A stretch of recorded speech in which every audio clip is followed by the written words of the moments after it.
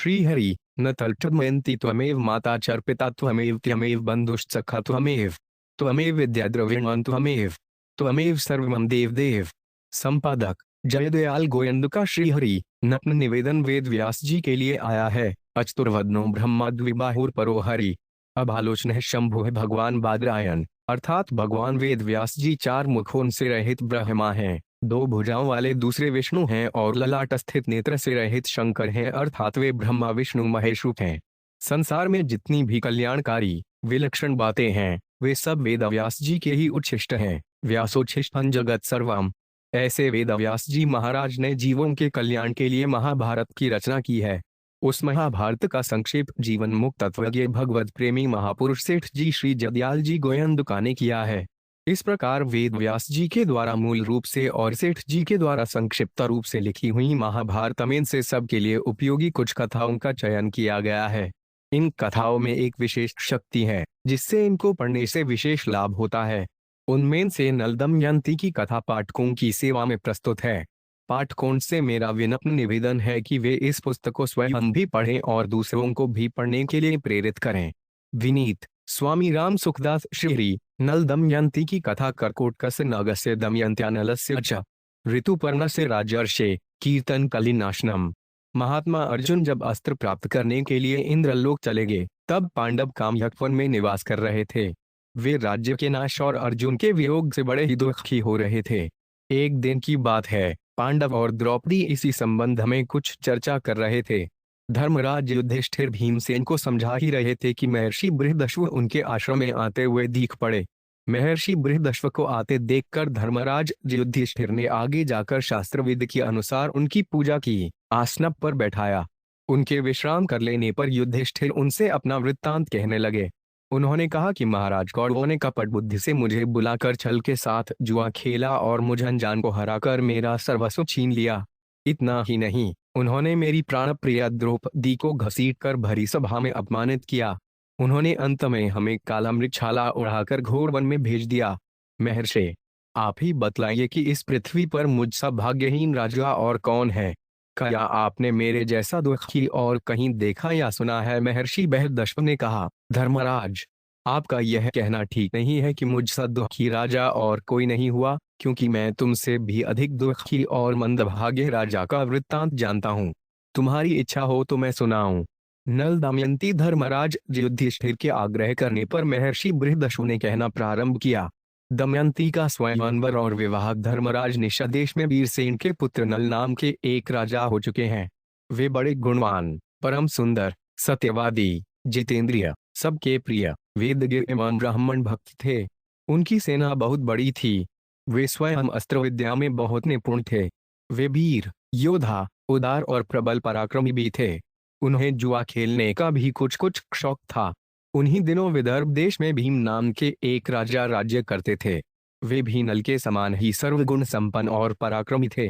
उन्होंने दमन ऋषि को प्रसन्न करके उनके वरदान से 4 संतानें प्राप्त की थीं, 3 पुत्र और 1 कन्या। पुत्रों के नाम थे दम, डांत और दमन। पुत्री का नाम था दमयंती। दमयंती लक्ष्मी के समान रूपवती थी। उसके नेत्र विशाल थे।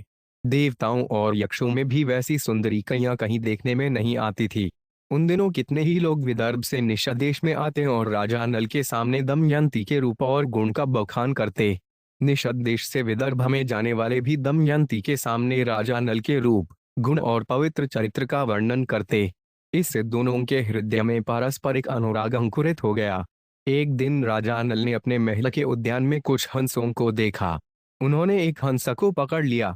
हंस ने कहा, आप मुझे छोड़ दीजिए तो हम लोग दमयंती के पास जाकर आपके गुणों का ऐसा वर्णन करेंगे कि वे आपको अवश्य अवश्य वर लेगी। नल ने हंस को छोड़ दिया। वे सब उड़कर विदर्भ देश में गए। दमयंती का स्वयंवर और विवाह साथ दमयंती अपने पास हंसों को देखकर बहुत प्रसन्न हुई और हंसों को पकड़ने के लिए उनकी ओर दौड़ने लगी। दमयंती जिस हंस को पकड़ने के लिए दौड़ती वहीं बोल उठता कि अरे दमयंती, निषद देश में एक नल नाम का राजा है। वह अश्विनी कुमार के समान सुंदर है। मनुष्यों में उसके समान सुंदर और कोई नहीं है। वह मानव मूर्तिमान कामदेव है। यदि तुम उसकी पत्नी हो जाओ तो तुम्हारा जन्म और रूप दोनों सफल हो जाए। हम लोगों ने देवता, गंधर्व, मनुष्य, सर्प और राक्षसों को घूम घूम कर देखा है। नल के समान सुंदर पुरुष कहीं देखने में नहीं आया। जैसे तुम स्त्रियों में रल हो, वैसे ही नल पुरुषों में भूषण है।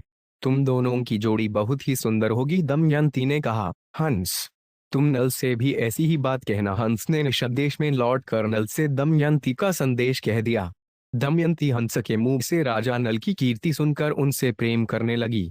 उसकी आसक्ति इतनी बढ़ गई कि वह रात दिन उनका ही ध्यान करती रहती। शरीर धूमिल और दुबला हो गया। वह दीन सी दिखने लगी। सखियों ने दमयंती के हृदय का भाव ताड़कर विदर्भराज से निवेदन किया कि आपकी पुत्री अस्वस्थ हो गई है। राजा भीम ने अपनी पुत्री के संबंध में बड़ा विचार किया। अंत में वह इस निर्णय पर पहुंचा कि मेरी पुत्री विवाह योग्य हो गई है, इसलिए इसका स्वयंवर कर देना चाहिए। उन्होंने सब राजाओं को स्वयंवर का निमंत्रण पत्र भेज दिया और सूचित कर दिया कि राजाओं को दमयंती के स्वयंवर में पधार कर लाभ उठाना चाहिए और मेरा मनोरथ पूर्ण करना चाहिए। देश देश के नरपति हाथी, घोड़े और रथों की ध्वनि से 8 नल दमयंती पृथ्वी को मुखरित करते हुए सज धज कर विदर्भ देश में पहुंचने लगे। भीम ने सबके स्वागत सत्कार की समुचित व्यवस्था की। देवर्षि नारद और पर्वत के द्वारा देवताओं को भी दमयंती के स्वयंवर का समाचार मिल गया। इंद्र आदि सभी लोकपाल भी अपनी मंडली और वाहनों सहित विदर्भ देश के लिए रवाना हुए। राजा नल का चित्त पहले से ही दमयंती पर आसक्त हो चुका था। उन्होंने भी दमयंती के स्वयंवर में सम्मिलित होने के लिए विदर्भ देश की यात्रा की। देवताओं ने स्वर्ग से उतरते समय देख लिया कि कामदेव के समान सुंदर नल दमयंती के स्वयंवर के लिए जा रहे हैं। नल की सूर्य के समान कांति और लोकोत्तर रूप संपत्ति से देवता भी चकित हो गए। उन्होंने पहचान लिया कि ये नल हैं। उन्होंने अपने विमानों को आकाश में खड़ा कर दिया और नीचे उतर कर नल से कहा, राजेंद्र नल, आप बड़े सत्यव्रती हैं। आप हम लोगों की सहायता करने के लिए दूत बन जाइए। नल ने प्रतिज्ञा कर ली और कहा कि करूंगा। फिर पूछा कि आप लोग कौन हैं और मुझे दूत बनाकर कौन सा काम लेना चाहते हैं। इंद्र ने कहा, हम लोग देवता हैं। मैं इंद्र हूँ और ये अग्नि, वरुण और यम है। हम लोग दमयंती के लिए यहाँ आए हैं। आप हमारे दूत बनकर दमयंती के पास जाइए और कहिए कि इंद्र, वरुण, अग्नि और यम देवता तुम्हारे पास आकर तुमसे विवाह करना चाहते हैं। इनमें से तुम चाहे जिस देवता को पति के रूप में स्वीकार कर लो। नल ने दोनों हाथ जोड़कर कहा कि देवराज, वहां आप लोगों के और मेरे जाने का एक ही प्रयोजन है, इसलिए आप मुझे दूत बनाकर वहां भेजें। यह उचित नहीं है। जिसकी किसी स्त्री को पत्नी के रूप में पाने की इच्छा हो चुकी दमयंती का स्वयंवर और विवाह न हो, वे भला उसको कैसे छोड़ सकता है और उसके पास जाकर ऐसी बात कह ही कैसे सकता है। आप लोग कृपया इस विषय में मुझे क्षमा कीजिए। देवताओं ने कहा, नल, तुम पहले हम लोगों से प्रतिज्ञा कर चुके हो कि मैं तुम्हारा काम करूंगा। अब प्रतिज्ञा मत तोड़ो, अविलंब वहां चले जाओ। नल ने कहा, राजमहल में निरंतर कड़ा पहरा रहता है, मैं कैसे जा सकूंगा। इंद्र ने कहा, जाओ, तुम वहां जा सकोगे। इंद्र की आज्ञा से नल ने राजमहल में बेरोक टोक प्रवेश करके दमयंती को देखा। दमयंती और सखियां भी उसे देखकर अवाक रह गईं। वे इस अनुपम सुंदर पुरुष को देखकर मुग्ध हो गईं और लज्जित होकर कुछ बोल न सकीं। दमयंती ने अपने को संभाल कर राजा नल से कहा, वीर, तुम देखने में बड़े सुंदर और निर्दोष जान पड़ते हो। पहले अपना परिचय बताओ। तुम यहाँ किस उद्देश्य से आए हो और यहाँ आते समय द्वारपालों ने तुम्हें देखा क्यों नहीं? उनसे तनिक भी चूक हो जाने पर मेरे पिता उन्हें बड़ा कड़ा दंड देते हैं। नल ने कहा, कल्याणी, मैं नल हूँ, लोकपालों का दूत बनकर तुम्हारे पास आया हूँ। सुंदरी, इंद्र, अग्नि, वरुण और यम, ये चारों देवता तुम्हारे साथ विवाह करना चाहते हैं। तुम इनमें से किसी एक देवता को अपने पति के रूप में वरण कर लो। यही संदेश लेकर मैं तुम्हारे पास आया हूँ। उन देवताओं के प्रभाव से ही जब मैं तुम्हारे महल में प्रवेश करने लगा, तब मुझे कोई देख नहीं सका। मैंने देवताओं का संदेश कथन तुजा सडलल पहस्त्रिमुत्सृजते पुमान परार्थमी दृश्यन वक्त तत्क्षमंतु महेश्वरा महाशून्य 1:055। 8:10 नल दमयंती कह दिया, अब तुम्हारी जो इच्छा हो करो। दमयंती ने बड़ी श्रद्धा का उन 7 देवताओं को प्रणाम करके मंद मंद मुस्कुराकर नल से कहा, नरेंद्र, आप मुझे प्रेम दृष्टि से देखिए और आज्ञा कीजिए कि मैं यथाशक्ति आपकी क्या सेवा करूं। मेरे स्वामी, मैंने अपना सर्वस्व और अपने आप को भी आपके चरणों में सौंप दिया है। आप मुझ पर विश्वासपूर्ण प्रेम कीजिए। जिस दिन से मैंने हंसों की बात सुनी, उसी दिन से मैं आपके लिए व्याकुल हूँ। आपके लिए ही मैंने राजाओं की भीड़ इकट्ठी की है। यदि आप मुझ दासी की प्रार्थना अस्वीकार कर देंगे तो मैं विष खाकर, आग में जलकर, पानी में डूबकर या फांसी लगाकर आपके लिए मर जाऊंगी। राजा नल ने कहा, जब बड़े बड़े लोकपाल तुम्हारे प्रणय संबंध के प्रार्थी हैं, तब तुम मुझ मनुष्य को क्यों चाह रही हो? उन ऐश्वर्यशाली देवताओं के चरण रेणु के समान भी तो मैं नहीं हूँ। तुम अपना मन उन्हीं में लगाओ। देवताओं का अप्रिय करने से मनुष्य की मृत्यु हो जाती है। तुम मेरी रक्षा करो और उनको वरण कर लो। नल की बात सुनकर दमयंती घबरा गई। उसके दोनों नेत्रों में आंसू छलक आए। वह कहने लगी, मैं सब देवताओं को प्रणाम करके आपको ही पति रूप में वरण कर रही हूँ। यह मैं सत्य शपथ खा रही हूँ। उस समय दमयंती का शरीर कांप रहा था, हाथ जुड़े हुए थे। राजा नल ने कहा, अच्छा, तब तुम ऐसा ही करो, परंतु यह तो बतलाओ कि मैं यहाँ उनका दूत बनकर संदेश पहुँचाने के देवेभ्यो 5 हन नमस्कृत सर्वेभ्यो पृथ्वीप्ते वृणे त्वामेव भर्तारं सत्यमेतद् ब्रवीमि महाशून्य वन शून्य 56। 14। दमयंती का स्वयंवर और विवाह 511 लिए आया है। यदि इस समय मैं अपना स्वार्थ बनाने लगूं तो कितनी बुरी बात है। मैं अपना स्वार्थ तो तभी बना सकता हूँ यदि वे धर्म के विरुद्ध ना हो। तुम्हें भी ऐसा ही करना चाहिए। दमयंती ने गदगद कंठ से कहा, नरेश्वर, इसके लिए एक निर्दोष उपाय है। उसके अनुसार काम करने पर आपको कोई दोष नहीं लगेगा। वह उपाय यह है कि आप लोकपालों के साथ स्वयंवर मंडप में आवें। मैं उनके सामने ही आपको वरण कर लूंगी, तब आपको दोष नहीं लगेगा। अब राजा नल देवताओं के पास आए। देवताओं के पूछने पर उन्होंने कहा, मैं आप लोगों की आज्ञा से दमयंती के महल में गया। बाहर बूढ़े द्वारपाल पहरा दे रहे थे, परंतु उन्होंने आप लोगों के प्रभाव से मुझे देखा नहीं। केवल दमयंती और उसकी सखियों ने मुझे देखा। वे आश्चर्य में पड़ गईं। मैंने दमयंती के सामने आप लोगों का वर्णन किया, परंतु वह तो आप लोगों को न चाहकर मुझे ही वरण करने पर तुली हुई है। उसने कहा है कि सब देवता आपके साथ स्वयंवर में आवें। मैं उनके सामने ही आपको वरण कर लूंगी। इसमें आपको दोष नहीं लगेगा। मैंने आप लोगों के सामने सब बातें कह दी।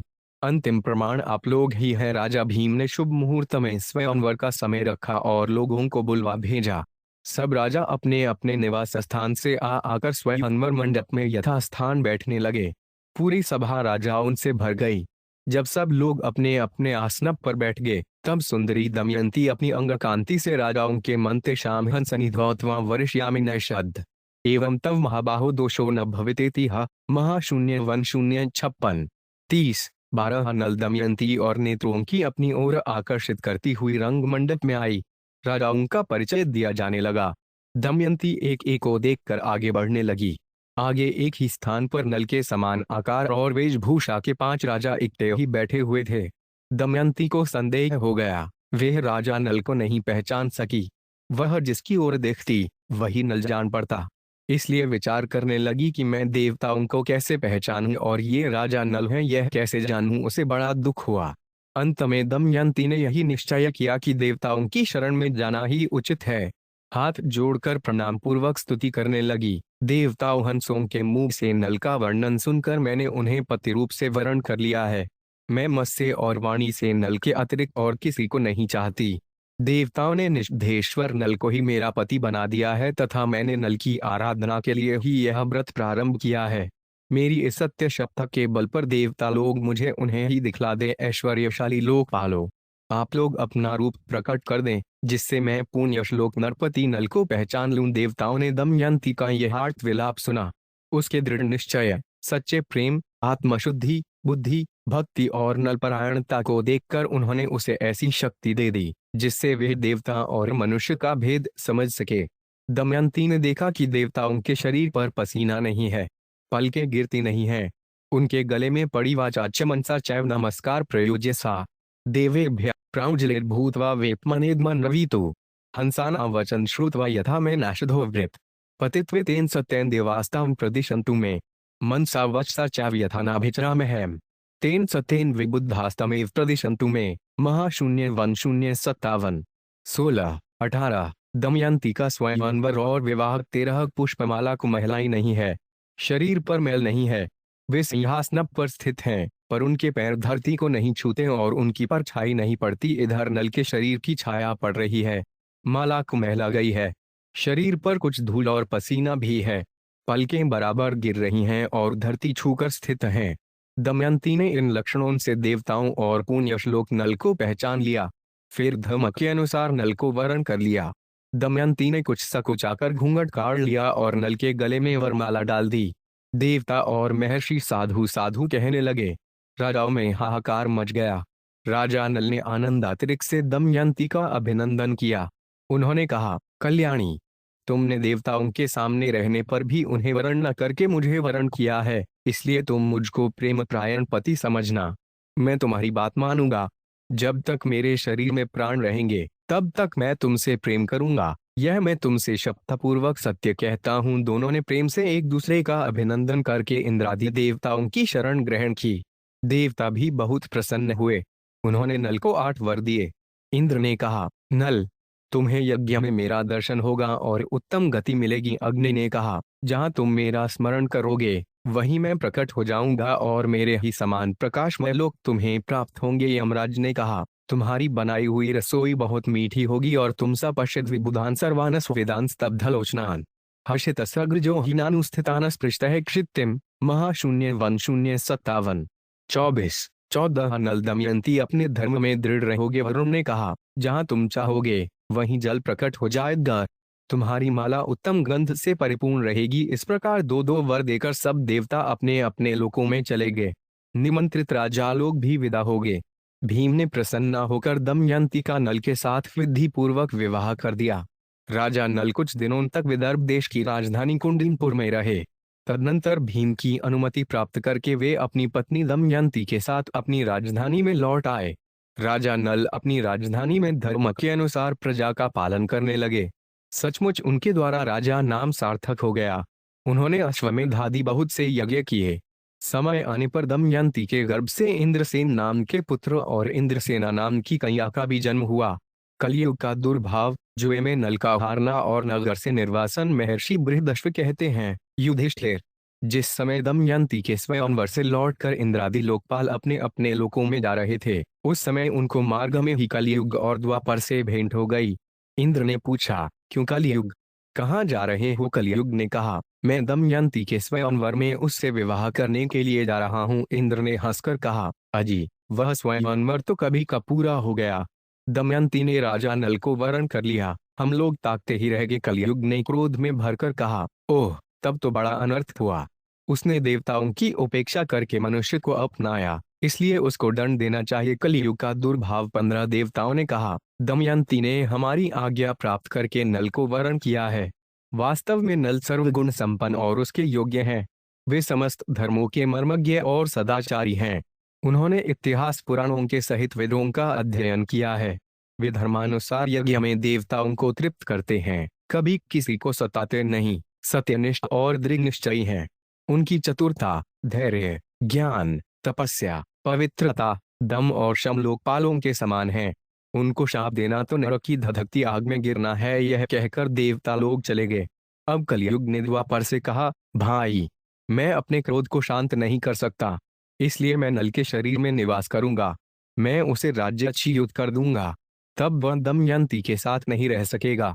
इसलिए तुम भी जुए के पासों में प्रवेश करके मेरी सहायता करना। द्वापर ने उसकी बात स्वीकार कर ली।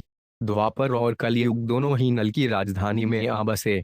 12 वर्ष तक वे इस बात की प्रतीक्षा में रहे कि नल में कोई दोष दिख जाए। एक दिन राजा नल संध्या के समय लघु शंका से निवृत्त होकर पैर धोए बिना ही आचमन करके संध्या वंदन करने बैठ गए। यह अपवित्र अवस्था देखकर कलयुग उनके शरीर में प्रवेश कर गया। साथ ही दूसरा रूप धारण करके वे पुष्कर के पास थे। वन गुण नल यो वैका में छपित कले कृछु सनर के मजिद गाधे विपुले हृदय एव मुक्त्वा कले देवा द्वापरांच दिव्ययु महाशून्य 1058। 12 स्नित्यामंतर प्रेप सुनिषदेश्व सचिरम अथा से द्वादशे वर्षे ददर्श कलिरंतरम कृत्वा मूत्रमुपस्पृश्य संध्यामन्वास्त न्याशद अकृत्वा पाद्यो शौचमंत्रयन कलिराविष्टु महाशून्य 1059। 2-3 16 नल दमयंती गया और बोला, तुम नल के साथ जुआ खेलो और मेरी सहायता से जुए में राजा नल को जीतकर निसंदेश का राज्य प्राप्त कर लो। पुष्कर उसकी बात स्वीकार करके नल के पास गया। द्वापर भी पासों का रूप धारण करके उनके साथ हो लिया।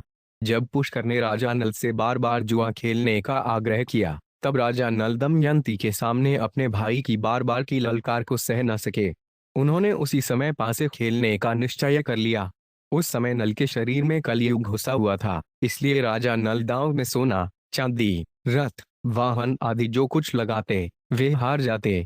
प्रजा और मंत्रियों ने बड़ी व्याकुलता के साथ राजा नल से मिलकर जुए को रोकना चाहा और आकर फाटक के सामने खड़े हो गए। उनका अभिप्राय जानकर द्वारपाल रानी दमयंती के पास गया और बोला कि आप महाराज से निवेदन कर दीजिए, आप धर्म और अर्थ के तत्वज्ञ हैं। आपकी सारी प्रजा आपका दुख सह्य न होने के कारण कार्यवश दरवाजे पर आकर खड़ी है। दमयंती स्वयं दुख के मारे दुर्बल और अचेत हुई जा रही थी। उसने आंखों में आंसू भरकर गदगद कंठ से महाराज के सामने निवेदन किया, स्वामीन, नगर की राजभक्त प्रजा और मंत्रिमंडल के लोग आपसे मिलने आए हैं और ड्योढ़ी पर खड़े हैं। आप उनसे मिल लीजिए। परंतु नल कलयुग का आवेश होने के कारण कुछ भी नहीं बोले। मंत्रिमंडल और प्रजा के लोग शोकग्रस्त होकर लौट गए। पुष्कर और नल में कई महीनों तक जुआ होता रहा तथा राजा नल बराबर हारते गए। राजा नल जुए में जो पासे फेंकते वे बराबर ही उनके प्रतिकूल पड़ते। सारा धन हाथ से निकल गया। जब दमयंती को इस कलयुग का दुर्भाव 17 बात का पता चला, तब उसने बृहद सेना नाम की धा के द्वारा राजा नल के सारथी वार्ष्णेय को बुलवाया और उससे कहा, सारथी तुम राजा के प्रेम पात्र हो। अब यह बात तुमसे छिपी नहीं है कि महाराज बड़े संकट में पड़ गए हैं, इसलिए तुम घोड़ों को रथ में जोड़ लो और मेरे दोनों बच्चों को रथ में बैठाकर कुंडीनगर में ले जाओ। तुम रथ और घोड़ों को भी वहीं छोड़ देना। तुम्हारी इच्छा हो तो वहीं रहना, नहीं तो कहीं दूसरी जगह चले जाना। सारथी ने दमयंती के कथनानुसार मंत्रियों से सलाह करके बच्चों को कुंडीनपुर में पहुंचा दिया। रथ और घोड़े भी वहीं छोड़ दिए तथा स्वयं वहां से पैदल ही चलकर अयोध्या जा पहुंचा और वहीं राजा ऋतुपर्ण के पास सारथी का काम करने लगा। वार्ष्णेय सारथी के चले जाने के बाद पुष्कर ने पासों के खेल में राजा नल का राज्य और धन ले लिया। उसने नल को संबोधन करके हंसते हुए कहा, और जुआ खेलोगे? परंतु तुम्हारे पास दांव पर लगाने के लिए तो कुछ है ही नहीं। यदि तुम दमयंती को दांव पर लगाने के योग्य समझो तो फिर खेल हो। नल का हृदय फटने लगा। वे पुष्कर से कुछ भी नहीं बोले। उन्होंने अपने शरीर से सब वस्त्राभूषण उतार दिए और केवल एक वस्त्र पहने नगर से बाहर निकले। दमयंती ने भी केवल एक साड़ी पहनकर अपने पति का अनुगमन किया। नल के मित्र और संबंधियों को बड़ा शौक हुआ। नल और दमयंती दोनों नगर के बाहर 3 रात तक रहे। पुष्कर ने नगर में ढिंढोरा पिटवा दिया कि जो मनुष्य नल के प्रति सहानुभूति प्रकट करेगा उसको फांसी की सजा दी जाएगी। भय के मारे नगर के लोग अपने राजा नल का सत्कार तक न कर सके। राजा नल 3 दिन रात तक अपने नगर के पास 18 नल दमयंती केवल पानी पी कर रहे। चौथे दिन उन्हें बड़ी भूख लगी। फिर दोनों फल मूल खाकर वहां से आगे बढ़े। एक दिन राजा नल ने देखा कि बहुत से पक्षी उनके पास ही बैठे हैं। उनके पंख सोने के समान दमक रहे हैं। नल ने सोचा कि इनके पांख से कुछ धन मिलेगा। ऐसा सोचकर उन्हें पकड़ने के लिए नल ने उन पर अपना पहनने का वस्त्र डाल दिया। पक्षी उनका वस्त्र लेकर उड़ गए। अब नल नंगे होकर बड़ी दीनता के साथ मुंह नीचे किए खड़े हो गए। पक्षियों ने कहा, दुर्बुद्धे, तू नगर से एक वस्त्र पहनकर निकला था, उसे देखकर हमें बड़ा दुख हुआ था। ले, अब हम तेरे शरीर पर का वस्त्र लिए जा रहे हैं। हम पक्षी नहीं, जुए के पासे हैं। नल ने दमयंती से पासों की बात कह दी। इसके बाद नल ने कहा, प्रिय, तुम देख रही हो यहाँ बहुत से मार्ग हैं। एक अवंती की ओर जाता है, दूसरा ऋक्षवान पर्वत पर होकर दक्षिण देश को। सामने विंध्याचल पर्वत है। यह पयोष्णी नदी समुद्र में मिलती है। ये महर्षियों के आश्रम है। सामने का रास्ता विदर्भ देश को जाता है। यह कौशल देश का मार्ग है। इस प्रकार राजा नल दुख और शोक से भरकर बड़ी सावधानी के साथ दमयंती को भिन्न भिन्न मार्ग और आश्रम बतलाने लगे। दमयंती की आंखें आंसू से भर गईं। वह गदगद स्वर से कहने लगी, स्वामीन, आप क्या सोच रहे हैं? मेरे अंग शिथिल हो रहे हैं और मेरा हृदय उद्विग्न हो रहा है। आपका राज्य गया, धन गया, आपके शरीर पर वस्त्र नहीं रहा। आप थके मांदे तथा भूखे प्यासे हैं। क्या मैं आपको इस निर्जन वन में छोड़कर अकेली कहीं जा सकती हूँ? मैं आपके साथ रहकर आपके दुख नल का दमयंती को त्यागना 19 दूर करूंगी। दुख के अवसरों पर पत्नी पुरुष के लिए औषध है। वह धैर्य देकर पति के दुख को कम करती है। यह बात वैद्य भी स्वीकार करते हैं। नल ने कहा, प्रिय, तुम्हारा कहना ठीक है। पत्नी मित्र है, पति औषध है, परंतु मैं तो तुम्हारा त्याग करना नहीं चाहता। तुम ऐसा संदेह क्यों कर रही हो? दमयंती बोली, आप मुझे छोड़ना नहीं चाहते, परंतु विदर्भ देश का मार्ग क्यों बतला रहे हैं? मुझे निश्चय है कि आप मेरा त्याग नहीं कर सकते। फिर भी इस समय आपका मन उलटा हो गया है, इसलिए ऐसी शंका करती हूँ। आपके मार्ग बताने से मेरा मन दुखता है। यदि आप मुझे मेरे पिता या किसी संबंधी के घर भेजना चाहते हो तो ठीक है, हम दोनों साथ साथ चलें। मेरे पिता आपका सत्कार करेंगे। आप वहीं सुख से रहिएगा। नल ने कहा, प्रिय, तुम्हारे पिता राजा हैं और मैं भी कभी राजा था। इस समय मैं संकट में पड़कर उनके पास नहीं जाऊंगा। राजा नल दमयंती को समझाने लगे। तदनंतर दोनों एक ही वस्त्र से शरीर ढककर वन में इधर उधर घूमते रहे। भूख प्यास से व्याकुल होकर दोनों एक धर्मशाला में आए और ठहर गए। नल का दमयंती को त्यागना। दमयंती को संकटों से बचते हुए दिव्य ऋषियों के दर्शन और राजा सुबाहु के महल में निवास बृहदश्वजी कहते हैं। युधिष्ठिर, उस समय राजा नल के शरीर पर वस्त्र नहीं था और तुकया धरती पर बिछाने के लिए एक चटाई भी नहीं थी। शरीर धूल से लथपथ हो रहा था। भूख प्यास की पीड़ा अलग ही थी। राजा नल जमीन पर ही सो गए। 20 नल दमयंती के जीवन में भी कभी ऐसी परिस्थिति नहीं आई थी। वह सुकुमारी भी वहीं सो गई।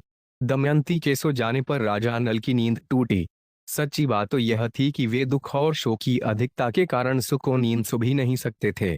आंखें खुलने पर उनके सामने राज्य के छिन जाने, सगे संबंधियों के छूटने और पक्षियों के वस्त्र लेकर उड़ जाने के दृश्य एक एक करके आने लगे। वे सोचने लगे कि दमयंती मुझ पर बड़ा प्रेम करती है। प्रेम के कारण ही वह इतना दुख भी भोग रही है। यदि मैं इसे छोड़कर चला जाऊंगा तो यह अपने पिता के घर चली जाएगी। मेरे साथ तो इसे दुख ही दुख भोगना पड़ेगा। यदि मैं इसे छोड़कर चला जाऊं तो संभव है कि इसे सुख भी मिल जाए। अंत में राजा नल ने यही निश्चय किया कि दमयंती को छोड़कर चले जाने में ही भला है। दमयंती सच्ची पतिव्रता है। कोई भी इसके सतीत्व को भंग नहीं कर सकता। इस प्रकार त्यागने का निश्चय करके और सतीत्व की ओर से निश्चिंत होकर राजा नल ने यह विचार किया कि मैं नंगा हूं और दमयंती के शरीर पर भी केवल एक ही वस्त्र है। फिर भी इसके वस्त्रों में से आधा फाड़ लेना ही श्रेयस्कर है। परंतु फाड़ कैसे? शायद यह जग जाए। वे धर्मशाला में इधर उधर घूमने लगे। उनकी दृष्टि एक बिना म्यान की तलवार पर पड़ गई। राजा नल ने उसे उठा लिया और धीरे से दमयंती का आधा वस्त्र फाड़कर अपना शरीर ढक लिया। दमयंती नींद में थी। राजा नल उसे छोड़कर निकल पड़े। थोड़ी देर बाद जब उनका हृदय शांत न चैषा तेज सा शक्य कैश्चित धर्षयित पथि यशस्विनी महाभागा मधक्तेन पतिव्रता महाशून्य 1062। 14 नल का दमयंती को त्यागना 291 हुआ। तब वे फिर धर्मशाला में लौट आए और दमयंती को देखकर रोने लगे। वे सोचने लगे कि अब तक मेरी प्राणप्रिया अंतःपुर के पर्दे में रहती थी, इसे कोई छू भी नहीं सकता था। आज यह अनाथ के समान आधा वस्त्र पहने धूल में सो रही है। यह मेरे बिना दुखी होकर वन में कैसे फिरेगी? प्रिय, तू धर्मात्मा है, इसलिए आदित्य, वसु, रुद्र, अश्विनी कुमार और पवन देवता तेरी रक्षा करें। उस समय राजा नल का हृदय दुख के मारे टुकड़े टुकड़े हुआ जा रहा था। वे झूले की तरह बार बार धर्मशाला से बाहर निकलते और फिर लौट आते। शरीर में कलियुग का प्रवेश होने के कारण बुद्धि नष्ट हो गई थी, इसलिए अंततः वे अपनी प्राणप्रिया पत्नी को वन में अकेली छोड़कर वहां से चले गए। जब दमयंती की नींद टूटी तब उसने देखा कि राजा नल वहां नहीं है। वह आशंका से भरकर पुकारने लगी कि महाराज, स्वामीन, मेरे सर्वस्व, आप कहाँ हैं? मैं अकेली डर रही हूँ, आप कहाँ गए? बस अब अधिक हंसी न कीजिए मेरे कठोर स्वामी। मुझे क्यों डरा रहे हैं? शीघ्र दर्शन दीजिए, मैं आपको देख रही हूँ। लो, यह देख लिया। लताओं की आड़ में छिपकर चुप क्यों हो रहे हैं? मैं दुख में पड़कर इतना विलाप कर रही हूँ और आप मेरे पास आकर धैर्य भी नहीं देते। स्वामीन, मुझे अपना या और किसी का शौक नहीं है। मुझे केवल इतनी ही चिंता है कि आप इस घोर जंगल में अकेले कैसे रहेंगे। हाँ नाथ, निर्मल चित्त ताले आपकी जिस पुरुष ने यह दशा की है, वे आपसे भी अधिक दुर्दशा को प्राप्त होकर निरंतर दुख की 22 नल दमयंती जीवन बितावे। दमयंती इस प्रकार विलाप करती हुई इधर उधर दौड़ने लगी। वह उन्मत्त सी होकर इधर उधर घूमती हुई एक अजगर के पास जा पहुंची। शोकग्रस्त होने के कारण उसे इस बात का पता भी नहीं चला। अजगर दमयंती को निगलने लगा। उस समय भी दमयंती के चित्त में अपनी नहीं, राजा नल की ही चिंता थी कि वे अकेले कैसे रहेंगे। वह पुकारने लगी, स्वामीन, मुझे अनाथ की भांति यह अजगर निगल रहा है, आप मुझे छुड़ाने के लिए क्यों नहीं दौड़ाते? दमयंती की आवाज एक व्याध के कान में पड़ी। वह उधर ही घूम रहा था। वह वहां दौड़कर आया और यह देखकर कि दमयंती को अजगर निगल रहा है, अपने तेज शस्त्र से अजगर का मुंह चीर डाला। उसने दमयंती को छुड़ाकर नहलाया, आश्वासन देकर भोजन कराया। दमयंती कुछ कुछ शांत हुई। व्याध ने पूछा, सुंदरी तुम कौन हो? किस कष्ट में पड़कर किस उद्देश्य से यहाँ आई हो? दमयंती ने व्याध से अपनी कष्ट कहानी कही। दमयंती की सुंदरता, बोलचाल और मनोहरता देखकर व्याध का मोहित हो गया। वह मीठी मीठी बातें करके दमयंती को अपने वश में करने की चेष्टा करने लगा। दमयंती दुरात्मा व्याध के मन का भाव जानकर क्रोध के आवेश से प्रज्वलित हो गई। दमयंती ने व्याध के बलात्कार की चेष्टा को बहुत रोकना चाहा, परंतु जब वे किसी भी प्रकार न माना, तब उसने शाप दे दिया, यदि मैंने निषद नरेश राजा न शोचा महमात्मा न चान्यद किचन कथनु भविता से कीर्तित्वा नृपशोचिमी यस्याभिशापात् दुःखार्तो दुःखं विन्दति नैषद तस्य भूतस्य नो दुःखादु दुःखमप्यधिकं भवेत् अपाप चेत्सन पापो यमं कृतवान् नीलम् तस्माद् दुःखतरं प्राप्त जीवत इव सुख जीविकाम। महाशून्य 1063 11 16 से 17 नल का दमयंती को त्यागना। तेज नल को छोड़कर और किसी पुरुष का मन से भी चिंतन नहीं किया हो तो यह पापी शुद्र व्याध मरकर जमीन पर गिर पड़े। दमयंती के मुंह से ऐसी बात निकलते ही व्याध के प्राण पखेरु उड़ गए। वह जले हुए दूंट की तरह पृथ्वी पर गिर पड़ा। व्याध के मर जाने पर दमयंती राजा नल को ढूंढती हुई एक निर्जज और भयंकर वन में जा पहुंची। बहुत से पर्वत, नदी, नद, जंगल, हिंस्र पशु, पिशाच आदि को देखती हुई और विरह के उन्माद में उनसे राजा नल का पता पूछती हुई वे उत्तर की ओर बढ़ने लगी। 3 दिन 3 रात बीत जाने के बाद दमयंती ने देखा कि सामने ही एक बड़ा सुंदर तपोवन है। उस आश्रम में वशिष्ठ, भृगु और अन्य के समान मितभोजी, संयमी, पवित्र, जितेंद्रिय और तपस्वी ऋषि निवास कर रहे हैं। वे वृक्षों की छाल अथवा मृगछाला धारण किए हुए थे। दमयंती को कुछ धैर्य मिला। उसने आश्रम में जाकर बड़ी नम्रता के साथ तपस्वी ऋषियों को प्रणाम किया और हाथ जोड़कर खड़ी हो गई। ऋषियों ने स्वागत है कहकर दमयंती का सत्कार किया और बोले, बैठ जाओ, हम तुम्हारा क्या काम करें? दमयंती ने भद्र महिला के समान पूछा, आपको तपस्या, अग्नि, धर्म और पशु पक्षी तो सकुशल हैं, आपके धर्माचरण में तो कोई विघ्न नहीं पड़ता। ऋषियों ने कहा, कल्याणी, हम तो सब प्रकार से सकुशल हैं। तुम कौन हो? किस उद्देश्य से यहाँ आई हो? हमें बड़ा आश्चर्य हो रहा है। क्या तुम वन, पर्वत, नदी की अधिष्ठात्री देवता हो? दमयंती ने कहा, महात्माओं, मैं कोई दैन्यशधादंयन ससापे न चिंते तथा अनपत्ताक्षुद्रोपरासुर मुख जीवन। महाशून्य 1063 38 24 नल दमयंती देवी देवता नहीं, एक मनुष्य स्त्री हूँ। मैं विदर्भ नरेश राजा भीम की पुत्री हूँ। बुद्धिमानों, यशस्वी एवं वीर विजय निषद नरेश महाराज नल मेरे पति हैं।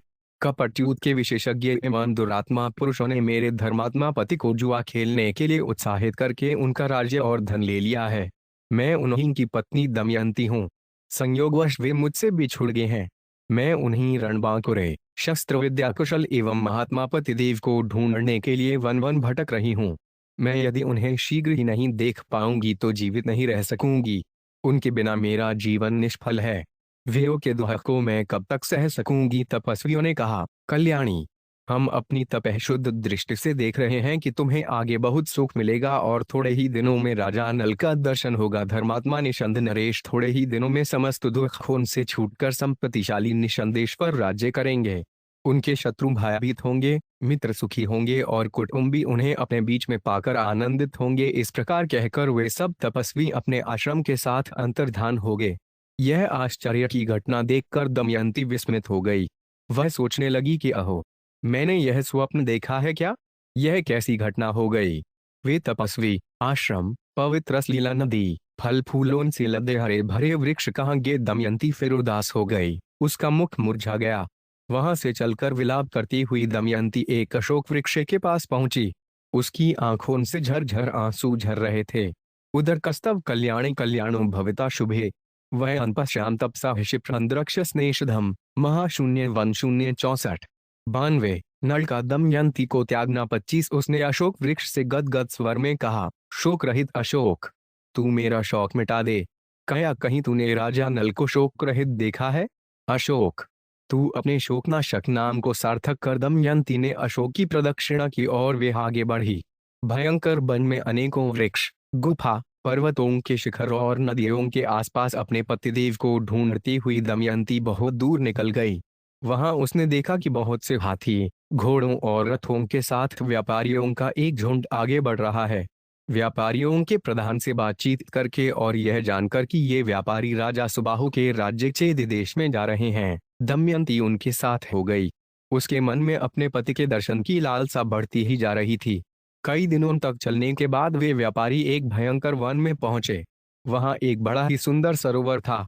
लंबी यात्रा के कारण सब लोग थक गए थे, इसलिए उन लोगों ने वहीं पड़ाव डाल दिया।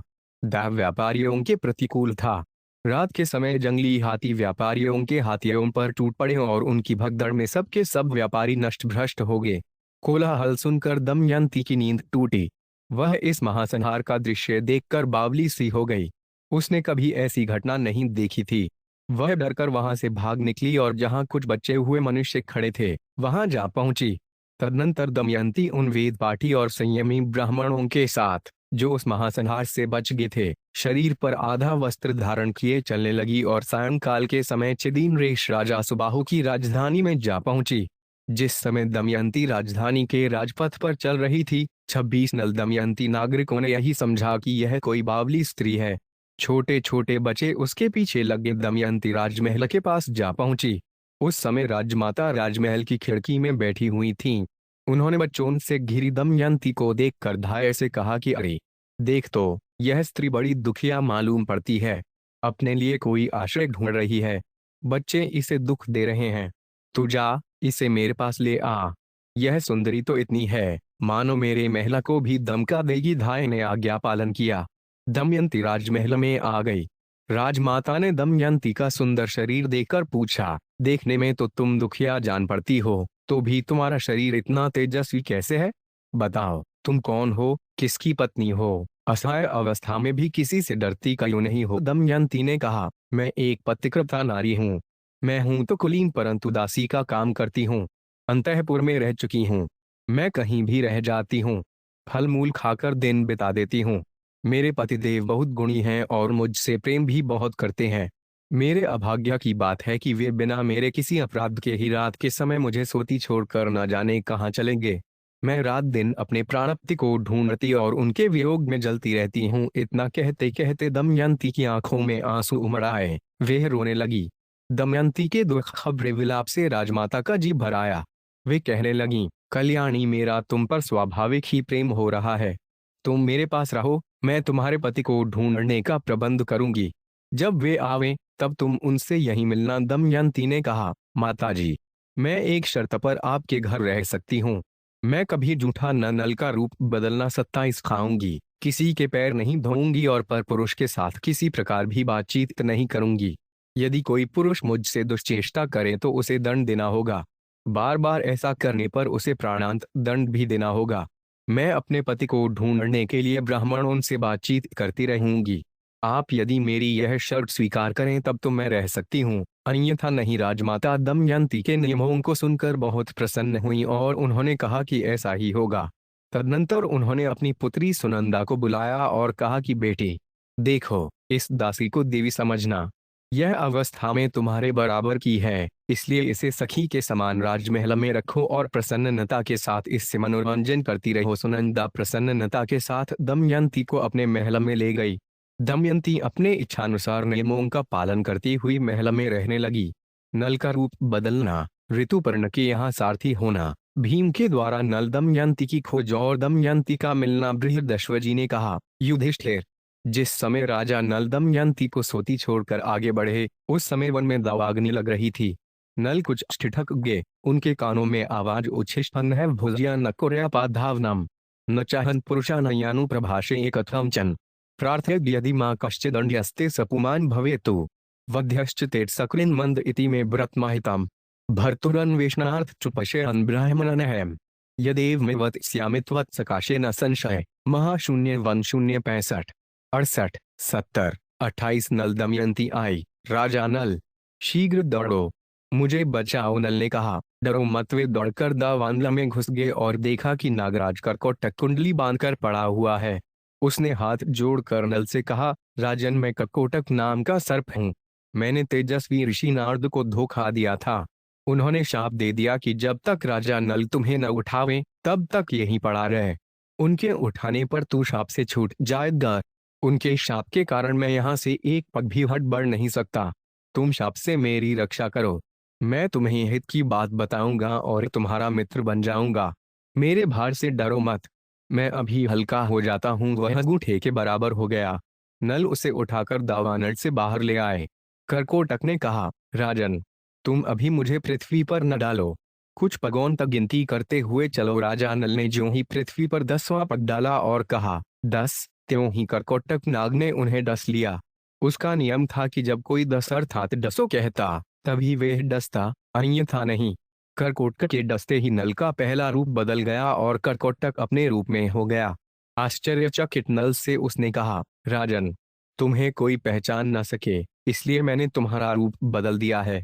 कलयुग ने तुम्हें बहुत दुख दिया है। अब मेरे विष से वह तुम्हारे शरीर में बहुत दुखी रहेगा। तुमने मेरी रक्षा की है। अब तुम्हें हिंसक पशु पक्षी, शत्रुओं और ब्रह्मवेत्ताओं के शाप आदि से भी कोई भय नहीं रहेगा। अब तुम पर किसी भी विष का प्रभाव नहीं होगा। यत्कृते चासि निकृत दुखेन महता नल विषेण समधि एन त्वयि दुःखं निवत्स्यति। महाशून्य 1066। 15। नल का रूप बदलना कुआ और युद्ध में सर्वदा तुम्हारी जीत होगी। अब तुम अपना नाम बाहुक रख लो और चद्यूत कुशल राजा ऋतुपर्ण की नगरी अयोध्या में जाओ। तुम उन्हें घोड़ों की विद्या बतलाना और वे तुम्हें जोय का रहस्य बतला देंगे तथा तुम्हारे मित्र भी बन जाएंगे। जोय का रहस्य जान लेने पर तुम्हारी पत्नी, पुत्री, पुत्र, राज्य सब कुछ मिल जाएगा। जब तुम अपने पहले रूप को धारण करना चाहो तब मेरा स्मरण करना और मेरे दिए हुए वस्त्र धारण कर लेना। यह कहकर करकोटक ने 2 दिव्य वस्त्र दिए और वहीं अंतर्धान हो गया। राजा नल वहां से चलकर 10वें दिन राजा ऋतुपर्ण की राजधानी अयोध्या में पहुंच गए। उन्होंने वहां राज दरबार में निवेदन किया कि मेरा नाम बाहुक है। मैं घोड़ों को हौंकने तथा उन्हें तरह तरह की चालें सिखाने का काम करता हूँ। घोड़ों की विद्या में मेरे जैसा निपुण इस समय पृथ्वी पर और कोई नहीं है। अर्थ संबंधी तथा अन्य गंभीर समस्याओं पर मैं अच्छी सम्मति देता हूँ और रसोई बनाने में भी बहुत ही चतुर हूँ। एवं हस्तकौशल के सभी काम तथा दूसरे भी कठिन कामों को मैं करने की चेष्टा करूँगा। आप मेरी आजीविका निश्चित करके मुझे रख लीजिए। ऋतुपर्ण ने कहा, बाहुक, तुम भले आए। तुम्हारे जिम्मे ये सभी काम रहेंगे, परंतु मैं शीघ्रगामी सवारी को विशेष पसंद करता हूँ। इसलिए तुम ऐसा उद्योग करो कि मेरे घोड़ों की चाल तेज हो जाए। मैं तुम्हें अश्वशाला का अध्यक्ष नत्ते भयवन निर्व्यापृतवनस्त्रेभ्य शत्रु तो 5 पिवा ब्रह्मविद्भ्यश्च भविता मत प्रसादानाराधिप राजन विष्णुमेता च नत्ते पीड़ा भविष्यति संग्रामेषु च राजेंद्र शश्वजयं वाप्स्यसि। महाशून्य 1066। 18 से 19। 30 नल दमयंती बनाता हूँ। तुम्हें हर महीने सोने की 10,000 मोहरें मिला करेंगी। इसके अतिरिक्त वाष्णेय, नल का पुराना सारथी और जीवल हमेशा तुम्हारे पास उपस्थित रहेंगे। तुम आनंद से मेरे दरबार में रहो। राजा ऋतुपर्ण से सत्कार पाकर राजा नल बाहु के रूप में वाष्णेय और जीवला के साथ अयोध्या में रहने लगे। राजा नल प्रतिदिन रात को दमयंती का स्मरण करके कहा करते कि हाय हाय, तपस्विनी दमयंती भूख प्यास से घबराकर थकी मादी उस मूर्ख का स्मरण करती होगी और न जाने कहाँ सोती होगी। भला वह अपने जीवन निर्वाह के लिए किसके पास जाती होगी। इसी प्रकार वे अनेकों बातें सोचते और इस प्रकार ऋतुपर्ण के पास रहते कि उन्हें कोई पहचान न सके। जब विदर्भनरेश भीम को यह समाचार मिला कि मेरे दामाद नल राज्यच्युत होकर मेरी पुत्री के साथ वन में चले गए हैं, तब उन्होंने ब्राह्मणों को बुलवाया और उन्हें बहुत सा धन देकर कहा कि आप लोग पृथ्वी पर सर्वत्र जा जाकर नल दमयंती का पता लगाइए और उन्हें ढूंढ लाइए। जो ब्राह्मण यह काम पूरा कर लेगा उसे 1 सहस्र गौएं और जागीर दी जाएगी। यदि आप लोग उन्हें ला न सकें, केवल पता ही लगा लाएं तो भी 10,000 गौएं दी जाएंगी। ब्राह्मण लोग बड़ी प्रसन्नता से नल दमयंती का पता लगाने के लिए निकल पड़े। सुदेव नामक ब्राह्मण नल दमयंती का पता लगाने के लिए चिदीनरेश की राजधानी में गया। उसने एक दिन राजमहल में दमयंती को देख लिया। उस समय राजा के महल में पुण्याहवाचन हो रहा था और दमयंती सुनंदा एक साथ बैठकर वीर मंगलाकृत्य देख रही थीं। सुदेव ब्राह्मण ने दमयंती को देखकर लका रूप बदलना 31 सोचा कि वास्तव में यही भीम नंदिनी है। मैंने इसका जैसा रूप पहले देखा था वैसा ही अब भी देख रहा हूँ। बड़ा अच्छा हुआ, इसे देख लेने से मेरी यात्रा सफल हो गई। सुदेव दमयंती के पास गया और बोला, विदर्भनंदिनी, मैं तुम्हारे भाई का मित्र सुदेव ब्राह्मण हूँ। राजा भीम की आज्ञा से तुम्हें ढूंढने के लिए यहाँ आया हूँ। तुम्हारे माता पिता और भाई सानंद हैं। तुम्हारे दोनों बच्चे भी विदर्भ देश में सकुशल हैं। तुम्हारे बिछुआ से सभी कुटुंबी प्राणहीन से हो रहे हैं और तुम्हें ढूंढने के लिए सैकड़ों ब्राह्मण पृथ्वी पर घूम रहे हैं। दमयंती ने ब्राह्मणम को पहचान लिया। वह क्रम क्रम से सबका कुशल मंगल पूछने लगी और पूछते पूछते ही रो पड़ी। सुनंदा दमयंती को बात करते रोते देखकर घबरा गई और उसने अपनी माता के पास जाकर सब हाल कहा। राजमाता तुरंत अंतःपुर से बाहर निकल आई और ब्राह्मण के पास जाकर पूछने लगी कि महाराज, यह किसकी पत्नी है, किसकी पुत्री है, अपने घर वालों उनसे कैसे बिछुड़ गई है, तुमने इसे पहचाना कैसे? सुदेव ने नल दमयंती का पूरा चरित्र सुनाया और कहा कि जैसे राख में दबी हुई आग गर्मी से जान ली जाती है, वैसे ही इस देवी के सुंदर रूप और ललाट से मैंने इसे पहचान लिया है। सुनंदा ने अपने हाथों से दमयंती का ललाट धो दिया, जिससे उसकी भौहों के बीच का लाल चिन्ह चंद्रमा के समान प्रकट हो गया। ललाट का वह तिल देखकर सुनंदा और राजमाता दोनों ही रो पड़ी। उन्होंने 2 घड़ी तक दमयंती को अपनी छाती से सटाए रखा। राजमाता ने कहा, दमयंती, मैंने इस तिल से पहचान लिया कि तुम मेरी बहन की पुत्री हो। तुम्हारी माता मेरी सगी बहन है। हम दोनों दशारण देश के राजा सुदामा की पुत्री हैं। 32 नल दमयंती, तुम्हारा जन्म मेरे पिता के घर ही हुआ था। उस समय मैंने तुम्हें देखा था। जैसे तुम्हारे पिता का घर तुम्हारा है, वैसे ही यह घर भी तुम्हारा ही है। यह संपत्ति जैसे मेरी है, वैसे ही तुम्हारी भी। दमयंती बहुत प्रसन्न हुई। उसने अपनी मौसी को प्रणाम करके कहा, माँ, तुमने मुझे पहचाना नहीं तो क्या हुआ? मैं रही हूँ यहाँ लड़की की ही तरह। तुमने मेरी अभिलाषाएं पूर्ण की हैं तथा मेरी रक्षा की है। इसमें मुझे संदेह नहीं है कि मैं अब यहाँ और भी सुख से रहूंगी। परंतु मैं बहुत दिनों से घूम रही हूँ। मेरे छोटे छोटे 2 बच्चे पिताजी के घर हैं। वे अपने पिता के वियोग से दुखी रहते होंगे। न जाने उनकी क्या दशा होगी।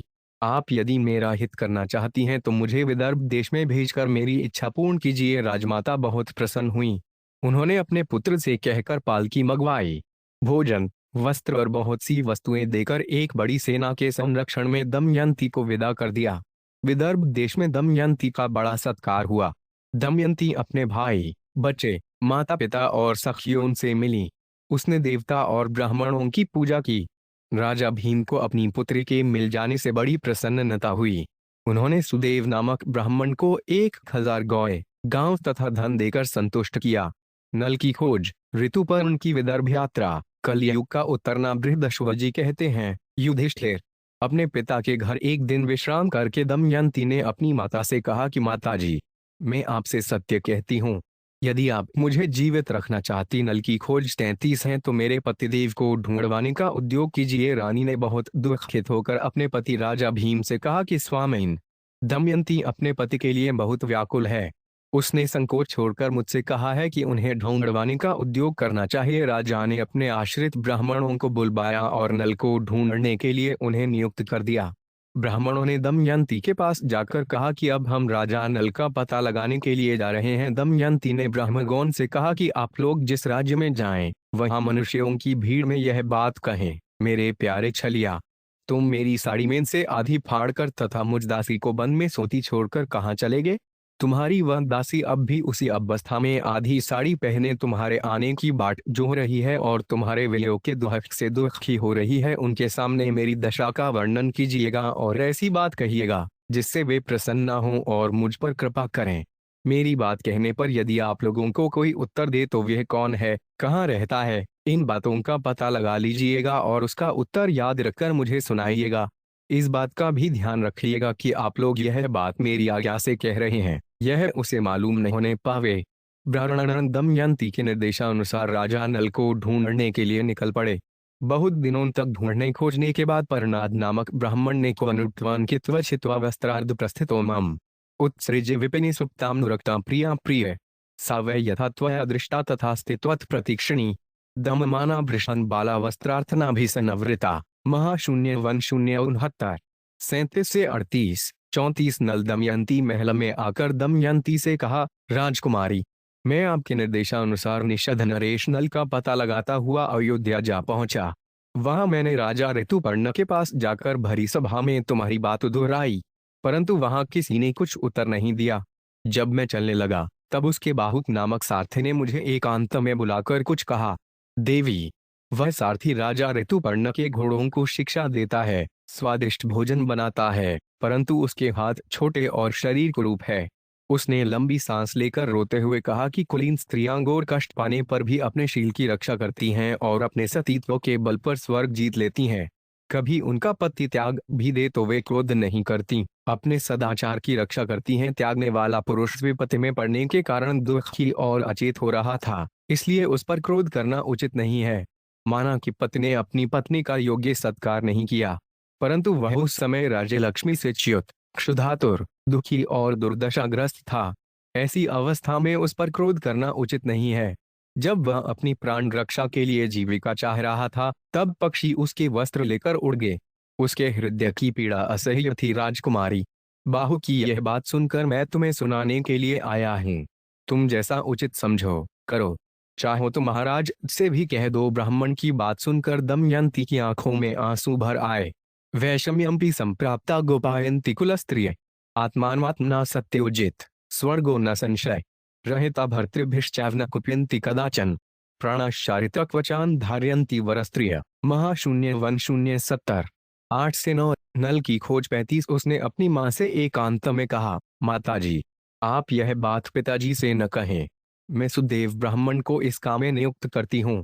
जैसे सुदेव ने मुझे शुभ मुहूर्त में यहाँ पहुँचाया था, वैसे ही वे शुभ शकुन देखकर अयोध्या जाए और मेरे पतिदेव को लाने की युक्ति करें। इसके बाद दमयंती ने परनाद का सत्कार करके उसे विदा किया और सुदेव को बुलाया।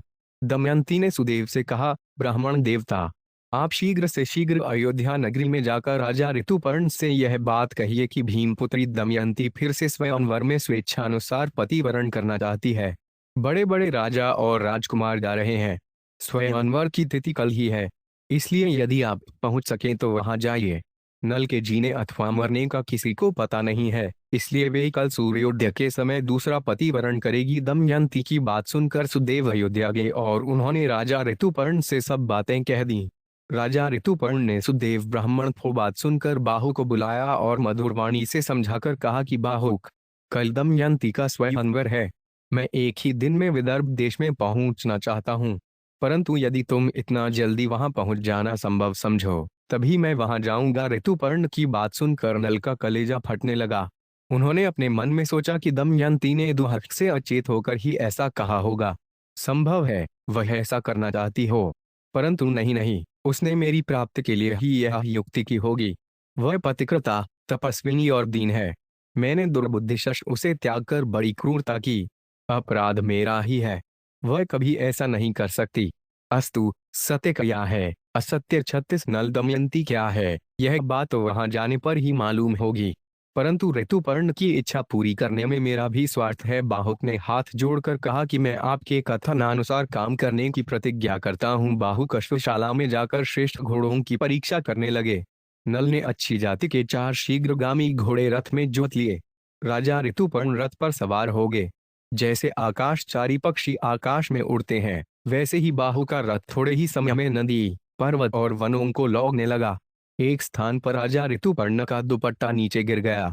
उन्होंने बाहुक से कहा, रथ रोको, मैं वाष्णेय से उसे उठवा मंगाऊं। नल ने कहा, आपका वस्त्र गिरा तो अभी है, परंतु अब हम वहां से 1 योजन आगे निकल आए हैं। अब वह नहीं उठाया जा सकता। जिस समय यह बात हो रही थी, उस समय वह रथ एक वन में चल रहा था। ऋतुपर्ण ने कहा, बाहुक, तुम मेरी गणित विद्या की चतुराई देखो। सामने के वृक्ष में जितने पत्ते और फल दिख रहे हैं, उनकी अपेक्षा भूमि पर गिरे हुए फल और पत्ते 100 ही गुने अधिक हैं। इस वृक्ष की दोनों शाखाओं और टहनियों पर 5 करोड़ पत्ते हैं और 2095 फल हैं। तुम्हारी इच्छा हो तो गिन लो। बाहुक ने रथ खड़ा कर दिया और कहा कि मैं इस बहेड़े के वृक्ष को काटकर इनके फलों और पत्तों की ठीक ठीक गिनकर निश्चय करूंगा। बाहुक ने वैसा ही किया। फल और पत्ते उतने ही हुए जितने राजा ने बतलाए थे। नल आश्चर्यचकित हो गए।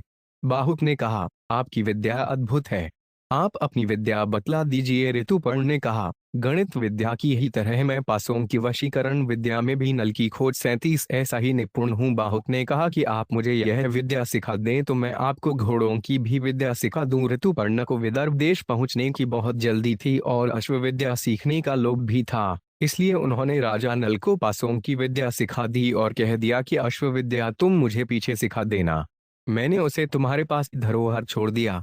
जिस समय राजा नल ने पासों की विद्या सीखी, उसी समय कलयुग का कोटक नाग के तीखे विष को उगलता हुआ नल के शरीर से बाहर निकल गया। कलयुग के बाहर निकलने पर नल को बड़ा क्रोध आया और उन्होंने उसे शाप देना चाहा। कलयुग दोनों हाथ जोड़कर भय से कांपता हुआ कहने लगा, आप क्रोध शांत कीजिए, मैं आपको यशस्वी बनाऊंगा। आपने जिस समय दमयंती का त्याग किया था, उसी समय उसने मुझे शाप दे दिया था। मैं बड़े दुख के साथ करकोटक नाग के विष से जलता हुआ आपके शरीर में रहता था। मैं आपकी शरण में हूँ, मेरी प्रार्थना सुने और मुझे शाप न दें। जो आपके पवित्र चरित्र का गान करेंगे, उन्हें मेरा भय नहीं होगा। राजा नल ने क्रोध शांत किया। कलयुग भयभीत होकर बहेड़े के पेड़ में घुस गया। यह संवाद कलयुग और नल के अतिरिक्त और किसी को मालूम नहीं हुआ। वह वृक्ष दूंट सा हो गया। इस प्रकार कलयुग ने राजा नल का पीछा छोड़ दिया, परंतु अभी उनका रूप नहीं बदला था। उन्होंने अपने रथ को जोर से हौका और सायंकाल होते न होते वे विदर्भ देश में जा पहुंचे। ये चत्वा मनुजा लोके कीर्तयिष्यन्ते तंद्रिता मत प्रसूतां भयवन्तेष न कदाचित् भविष्यति भयार्थ शरणं याथ यदि मात्वं न शप्स्यसे एव मुक्तो नलो राजाण्ययच्छत् कोपमात्मन् ततो भीतः कलि क्षिप्रन् प्रविवेश बिभीतकम् कलस्त्वनस्तदृश्य कथयन्नश्धेन्वै महाशून्य वन शून्य 72 36 38 नल दमयंती राजा भीम के पास समाचार भेजा गया। उन्होंने ऋतुपर्ण को अपने यहाँ बुला लिया। ऋतुपर्ण के रथ की झंकार से दिशाएं गज उठीं। कुंडीनगर में राजा नल के वे घोड़े भी रहते थे, जो उनके बच्चों को लेकर आए थे। रथ को घरघराहट से उन्होंने राजा नल को पहचान लिया और वे पूर्ववत प्रसन्न हो गए। दमयंती को भी वह आवाज वैसी ही जान पड़ी। दमयंती कहने लगी कि इस रथ को घरघराहट मेरे चित्त में उल्लास पैदा करती है। अवश्य ही इसको हाँकने वाले मेरे पतिदेव हैं। यदि आज वे मेरे पास नहीं आएंगे तो मैं धधकती आग में कूद पड़गी। मैंने कभी हंसी खेल में भी उनसे झूठ बात कही हो, उनका कोई अपकार किया हो, प्रतिज्ञा करके तोड़ दी हो, ऐसी याद नहीं आती। वे शक्तिशाली, क्षमावानु, वीर, दाता और एक पलिव्रती हैं। उनके वियोग से मेरी छाती फट रही है। दमयंती महल की छत पर चढ़कर रथ का आना और उस पर से रथी सारथी का उतरना देखने लगी। दमयंती के द्वारा राजा नल की परीक्षा, पहचान, मिलन, राज्य प्राप्ति और कथा का उपसंहार बृहदश्वजी कहते हैं। युधिष्ठिर, विदर्भ नरेश भीम ने अयोध्याधिपति ऋतुपर्ण का खूब स्वागत सत्कार किया। ऋतुपर्ण को अच्छे स्थान में ठहरा दिया गया। उन्हें कुंडलीपुर में स्वयंवर का कोई चिन्ह नहीं दिखाई पड़ा। भीम को इस बात का बिल्कुल पता नहीं था कि राजा ऋतुपर्ण मेरी पुत्री के स्वयंवर का निमंत्रण पाकर यहाँ आए हैं। उन्होंने कुशल मंगला के बाद पूछा कि आप यहाँ किस उद्देश्य से पधारे हैं। ऋतुपर्ण ने स्वयंवर की कोई तैयारी न देखकर निमंत्रण की बात दबा दी और कहा, मैं तो केवल दमयंती के द्वारा राजा नल की परीक्षा 39 आपको प्रणाम करने के लिए ही चला आया हूँ। भीम सोचने लगे कि 100 योजन से भी अधिक दूर कोई प्रणाम करने के लिए नहीं आ सकता। अस्तु, आगे चलकर यह बात खुल ही जाएगी। भीम ने बड़े सत्कार के साथ आग्रह करके ऋतुपर्ण को अपने यहाँ रख लिया। बाहु भी वार्ष्णेय के साथ अश्वशाला में ठहरकर घोड़ों की सेवा में संलग्न हो गया। दमयंती आकुल होकर सोचने लगी कि रथ की ध्वनि तो मेरे पतिदेव के रथ के ही समान जान पड़ती थी, परंतु उनके कहीं दर्शन नहीं हो रहे हैं। हो ना हो वार्ष्णेय ने उनसे रथ विद्या सीख ली होगी, इसी कारण रथ उनका मालूम पड़ता था। संभव है ऋतुपर्ण की भी यह विद्या मालूम हो। उसने अपनी दासी को बुलाकर कहा कि केशिनी, तू जा, इस बात का पता लगा कि वह कुरु पुरुष कौन है। संभव है यही हमारे पतिदेव हों। मैंने ब्राह्मणों के द्वारा जो संदेश भेजा था वही उसे बतलाना और उसका उत्तर सुनकर मुझसे कहना। केशिनी ने जाकर बाहुक से बातें की। बाहुक ने राजा के आने का कारण बताया और संक्षेप में वार्ष्णेय तथा अपनी अश्वविद्या एवं भोजन बनाने की चतुरता का परिचय दिया। केशिनी ने पूछा, बाहुक, राजा नल कहाँ है? क्या तुम जानते हो अथवा तुम्हारा साथी वार्ष्णेय जानता है? बाहुक ने कहा, केशिनी, वार्ष्णेय राजा नल के बच्चे को यहाँ छोड़कर चला गया था। उसे उनके संबंध में कुछ भी मालूम नहीं है। इस समय नल का रूप बदल गया है। वे छिप कर रहते हैं। उन्हें या तो स्वयं वे ही पहचान सकते हैं या उनकी पत्नी दमयंती, क्योंकि वे अपने गुप्त चिन्हों को दूसरों के सामने प्रकट करना नहीं चाहते। केशिनी राजा नल विपत्ति में पड़ गए थे। इसी से 40 नल दमयंती उन्होंने अपनी पत्नी का त्याग किया। दमयंती को अपने पति पर क्रोध नहीं करना चाहिए। जिस समय वे भोजन की चिंता में थे, पक्षी उनके वस्त्र लेकर उड़ गए। उनका हृदय पीड़ा से जर्जरित था। यह ठीक है कि उन्होंने अपनी पत्नी के साथ उचित व्यवहार नहीं किया, फिर भी दमयंती को उनकी दुर्वस्था पर विचार करके क्रोध नहीं करना चाहिए। यह कहते नल का हृदय खिन्न हो गया, आंखों में आंसू आ गए, वे रोने लगे। केशिन ने दमयंती के पास आकर वहां की सब बातचीत और उनका रोना भी बतलाया।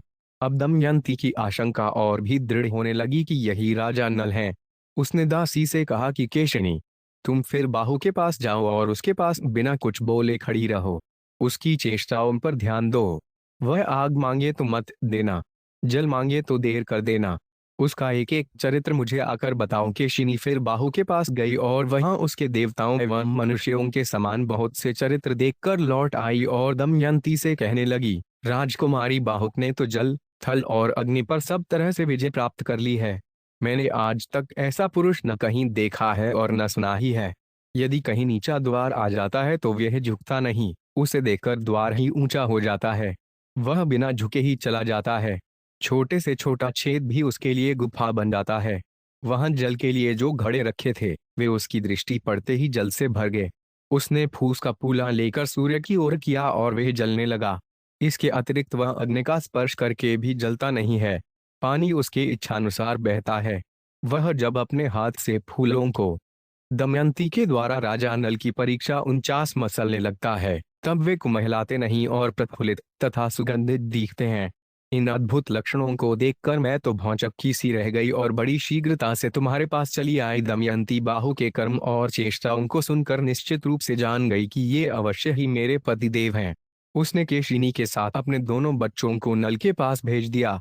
बाहु के इंद्रसेना और इंद्रसेन को पहचानकर उनके पास आ गया और दोनों बालकों को छाती से लगाकर गोद में बैठा लिया। बाहु अपनी संतानों से मिलकर घबरा गया और रोने लगा। उसके मुख पर पिता के समान स्नेह के भाव प्रकट होने लगे। तदनंतर बाहुक ने दोनों बच्चे केशिनी को दे दिए और कहा, ये बच्चे मेरे दोनों बच्चों के समान ही हैं, इसलिए मैं इन्हें देखकर रो पड़ा। केशिनी, तुम बार बार मेरे पास आती हो, लोग न जाने क्या सोचने लगेंगे, इसलिए यहाँ मेरे पास बार बार आना उत्तम नहीं है। तुम जाओ। केशिनी ने दमयंती के पास आकर वहां की सारी बातें कह दी। अब दमयंती ने केशिनी को अपनी माता के पास भेजा और कहलाया कि माताजी, मैंने राजा नल समझकर बार बार बाहु की परीक्षा करवाई है। अब मुझे केवल उसके रूप के संबंध में ही संदेह रह गया है। अब मैं स्वयं उसकी परीक्षा करना चाहती हूँ। इसलिए आप बाहु को मेरे महल में आने की आज्ञा दे दीजिए अथवा उसके पास ही जाने की आज्ञा दे दीजिए। आपकी इच्छा हो तो यह बात पिताजी को बतला दीजिए अथवा मत बतलाइए। रानी ने अपने पति भीम से अनुमति ली और बाहु को रनिवास में बुलवाने की आज्ञा दे दी। बाहु बुला लिया गया। दमयंती के देखते ही नल का हृदय एक साथ ही शौक और दुहक से भर आया। 42 नल दमयंती वे आंसुओं से नहा गए। बाहु की आकुलता देखकर दमयंती भी शोकग्रस्त हो गई। उस समय दमयंती गेरुआ वस्त्र पहने हुए थी, केशों की जटा बंध गई थी, शरीर मलिन था। दमयंती ने कहा, बाहुक, पहले एक धर्मज्ञ पुरुष अपनी पत्नी को वन में सोती छोड़कर चला गया था, क्या कहीं तुमने उसे देखा है? उस समय वह स्त्री थकी मांदी थी, नींद से अचेत थी। ऐसी निरपराध स्त्री को पुण्य श्लोक निषद नरेश के सिवा और कौन पुरुष निर्जन वन में छोड़ सकता है? मैंने जीवन भर में जानबूझकर उनका कोई भी अपराध नहीं किया है, फिर भी वे मुझे वन में सोती छोड़कर चले गए। इतना कहते कहते दमयंती के नेत्रों से आंसुओं की झड़ी लग गई। दमयंती के विशाल, सांवले एवं रत्नारे नेत्रों से आंसू टपकते देखकर नल से रहा न गया। वे कहने लगे, प्रिय, मैंने जानबूझकर न तो राज्य का नाश किया है और न तो तुम्हें त्यागा है। यह तो कलियुग की करतूत है। मैं जानता हूँ कि जब से तुम मुझसे बिछड़ी हो, तब से रात दिन मेरा ही स्मरण चिंतन करती रहती हो। कलियुग मेरे शरीर में रहकर तुम्हारे शाप के कारण जलता रहता था। मैंने उद्योग और तपस्या के बल से उस पर विजय पाली है और अब हमारे दुख का अंत आ गया है। कलियुग अब मुझे छोड़कर चला गया। मैं एकमात्र तुम्हारे लिए ही यहाँ आया हूँ। यह तो बतलाओ कि तुम मेरे जैसे प्रेमी और अनुकूल पति को छोड़कर जिस प्रकार दूसरे पति से विवाह करने के लिए तैयार हुई हो, क्या कोई दूसरी स्त्री ऐसा कर सकती है? तुम्हारे स्वयंवर का समाचार मम राज्य प्रणष्टम तत्कृतवान स्वयं कलिना ततुकृत भीरुयशित्वा महमतिजम महाशून्य 1 0 76 17 कथन उनारी भर्तार मनुरक्तम नुब्रतम उत्सृज्य वरेदयान यथा त्वं भीरुकर्हिचितु। महाशून्य 1-0-76। 22। दमयंती के द्वारा राजा नल की परीक्षा 43 सुनकर ही तो राजा ऋतुपर्ण बड़ी शीघ्रता के साथ यहाँ आए हैं। दमयंती ने हाथ जोड़कर कहा, आर्यक पुत्र, मुझ पर दोष लगाना उचित नहीं है। आप जानते हैं कि मैंने अपने सामने प्रकट देवताओं को छोड़कर आपको वरण किया है। मैंने आपको ढूंढने के लिए बहुत से ब्राह्मणों को भेजा था और वे मेरी कही बात दोहराते हुए चारों ओर घूम रहे थे। परनाद नामक ब्राह्मण अयोध्यापुरी में आपके पास भी पहुंचा था। उसने आपको मेरी बातें सुनाई थी और आपने उनका यथोचित उत्तर भी दिया था। वह समाचार सुनकर मैंने आपको बुलाने के लिए ही यह युक्ति की थी। मैं जानती हूँ कि आपके अतिरिक्त दूसरा कोई मनुष्य नहीं है जो एक दिन में घोड़ों के रक्त से 100 योजन पहुंच जाए। मैं आपके चरणों में स्पर्श करके शपथपूर्वक सत्य सत्य कहती हूँ कि मैंने कभी मन से भी पर पुरुष का चिंतन नहीं किया है। यदि मैंने कभी मन से भी पाप कर्म किया हो तो निरंतर भूमि पर विचरने वाले वायुदेव, भगवान सूर्य और मन के देवता चंद्रमा मेरे प्राणों का नाश कर दें। ये तीनों देवता सकल भूमंडल में विचरते हैं। वे सच्ची बात बतला दें और यदि मैं पापिनी हूं तो मुझे त्याग दें। उसी समय वायु ने अंतरिक्ष में स्थित होकर कहा, राजन, मैं सत्य कहता हूं कि दमयंती ने कोई पाप नहीं किया है। इसने 3 वर्ष तक अपने उज्ज्वल शील व्रत की रक्षा की है। हम लोग इसके रक्षक रूप में रहे हैं और इसकी पवित्रता के साक्षी हैं। इसने स्वयंवर की सूचना तो तुम्हें ढूंढने के लिए ही दी थी। वास्तव में दमयंती तुम्हारे योग्य है और तुम दमयंती के योग्य हो। कोई शंका न करो और इसे एव मुक्तस्तथा वायुरंतरिक्षाद भाषत नेशा कृतवती पाप नल सत्य ब्रवीमे ते राजज छील निधि स्फीतो दमयंत्या सुरक्षित साक्षणो रक्षणश्चास्या वह्यंत्रीन परिवत्सरान। महाशून्य 1-0-76। 36 से 37। 44। नल दमयंती स्वीकार करो। जिस समय पवन देवता यह बात कह रहे थे उस समय आकाश से पुष्पों की वर्षा होने लगी। देवताओं की दुंदुभियां बजने लगीं। शीतल मंद सुगंध वायु चलने लगी। ऐसा अद्भुत दृश्य देखकर राजा नल ने अपना संदेह छोड़ दिया और नागराज करकोट का दिया हुआ वस्त्र ओढ़कर उसका स्मरण किया। उनका शरीर तुरंत पूर्वजत हो गया। दमयंती राजा नल को पहले रूप में देखकर उनसे लिपट गई और रोने लगी। राजा नल ने भी प्रेम के साथ दमयंती को गले से लगाया और दोनों बालकों को छाती से लिपटाकर उनके साथ प्यार को बात करने लगे। सारी रात दमयंती के साथ बातचीत करने में ही बीत गई। प्रातःकाल होने पर नहा धो सुंदर वस्त्र पहनकर दमयंती और राजा नल भीम के पास गए और उनके चरणों में प्रणाम किया। भीम ने बड़े आनंद से उनका सत्कार किया और आश्वासन दिया। बात को बात में यह समाचार सर्वत्र पहुंच गया। नगर के नर नारी आनंद में भरकर उत्सव मनाने लगे। देवताओं की पूजा हुई। जब राजा ऋतुपर्ण को यह बात मालूम हुई कि बाहु के रूप में तो राजा नल ही थे, यहाँ आकर वे अपनी पत्नी से मिल गए, तब उन्हें बड़ा आनंद हुआ और उन्होंने नल को अपने पास बुलवाकर क्षमा मांगी। राजा नल ने उनके व्यवहारों की उत्तमता बताकर प्रशंसा की और उनका सत्कार किया। साथ ही उन्हें अश्वविद्या भी सिखा दी। राजा ऋतुपर्ण किसी दूसरे सारथी को लेकर अपने नगर चले गए। राजा नल 1 महीने तक कुंडिननगर में ही रहे। तदनंतर अपने ससुर भीम की आज्ञा लेकर थोड़े से लोगों को साथ ले निषध देश के लिए रवाना हुए। राजा भीम ने एक श्वेत वर्ण का रथ, 16 हाथी, 50 घोड़े और 100 पैदल राजा नल के साथ भेज दिए। अपने नगर में प्रवेश करके राजा नल पुष्कर से मिले। दमयंती के द्वारा राजा नल की परीक्षा 45 और बोले कि या तो तुम कपट ब्रजवे का खेल फिर मुझसे खेलो या धनुष पर डोरी चढ़ाओ। पुष्कर ने हंसकर कहा, अच्छी बात है, तुम्हें दांवों पर लगाने के लिए फिर धन मिल गया। आओ, अब की बार तुम्हारे धन तथा दमयंती को भी जीत लूंगा। राजा नल ने कहा, अरे भाई, जुआ खेल लो, बकते कया हो, हार जाओगे तो तुम्हारी क्या दशा होगी, जानते हो। जुआ होने लगा। राजा नल ने पहले ही दांव में पुष्कर के राज्य, रत्नों के भंडार और उसके प्राणों को भी जीत लिया। उन्होंने पुष्कर से कहा कि यह सब राज्य मेरा हो गया। अब तुम दमयंती की ओर आंख उठाकर भी नहीं देख सकते। तुम दमयंती के सेवक हो। अरे मूढ़, पहली बार भी तुमने मुझे नहीं जीता था। वह काम कलियुग का था, तुम्हें इस बात का पता नहीं है। मैं कलियुग के दोष को तुम्हारे सिर नहीं मरना चाहता। तुम अपना जीवन सुख से बिताओ, मैं तुम्हें छोड़ देता हूँ। तुम पर मेरा प्रेम पहले के ही समान है। तुम मेरे भाई हो। मैं कभी तुम पर अपनी आंख टेढ़ी नहीं करूंगा। तुम 100 वर्ष तक जियो। राजा नल ने इस प्रकार कहकर पुष्कर को धैर्य दिया और उसे अपने हृदय से लगाकर जाने की आज्ञा दी। पुष्कर ने हाथ जोड़कर राजा नल को प्रणाम किया और कहा, जग तू में आपकी अक्षय कीर्ति हो और आप 10,000 वर्ष तक सुख से जीवित रहें। आप मेरे अन्नदाता और प्राणदाता हैं। पुष्कर बड़े सत्कार और सम्मान के साथ 1 महीने तक राजा नल के नगर में ही रहा। तदनंतर सेना, सेवक और कुटुंबियों के साथ अपने नगर में चला गया। राजा नल भी पुष्कर को पहुंचाकर अपनी राजधानी में लौट आए। सभी नागरिक, साधारण प्रजा तथा मंत्रिमंडल के लोग राजा नल को पाकर बहुत प्रसन्न हुए। उन्होंने रोमांचित शरीर से हाथ जोड़कर राजा नल से निवेदन किया, राजेंद्र, आज हम लोग 246 नल दमयंती छुटकारा पाकर सुखी हुए हैं। जैसे देवता इंद्र की सेवा करते हैं, वैसे ही आपकी सेवा करने के लिए हम सब आए हैं। घर घर आनंद मनाया जाने लगा। चारों ओर शांति फैल गई। बड़े बड़े उत्सव होने लगे। राजा नल ने सेना भेजकर दमयंती को बुलवाया।